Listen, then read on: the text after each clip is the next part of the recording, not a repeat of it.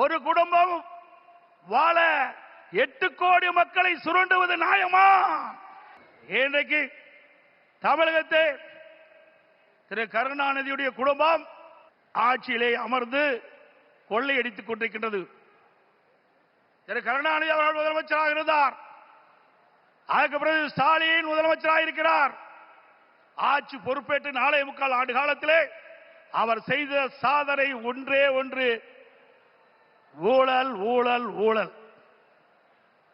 இன்றைக்கு திரு ஸ்டாலினுடைய குடும்பம் உலக அளவிலே மிகப்பெரிய பணக்கார குடும்பமாக திகழ்ந்து கொண்டிருக்கிறது. திரு ஸ்டாலினுக்கு பிறகு உதயநிதி ஸ்டாலின் வர வேண்டும் என்று எண்ணுகின்றார். திராவிட முன்னேற்ற கழகத்தில் எத்தனையோ பேர் உழைத்தவர்கள் இருக்கின்றார்கள்.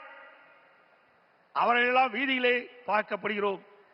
ஆனால் திரு கருணாநிதி குடும்பத்திலே பிறந்தவர்களுக்குத்தான் அந்த கட்சியில் இடம், அதிகாரத்தில் இடம். அந்த அடிப்படையிலே தான் எந்த ஒரு தகுதியும் இல்லாத திரு உதயநிதி அவர்களுக்கு முதலில் சட்டமன்ற உறுப்பினர் ஆக்கினார், பிறகு அமைச்சராக்கினார், இப்பொழுது துணை முதலமைச்சர் ஆக்கி இருக்கின்றார். அடுத்தது எந்த காலத்துக்கும் எந்த பதவிக்கும் திரு கருணாநிதி குடும்பம் வர முடியாது. வர முடியுமா?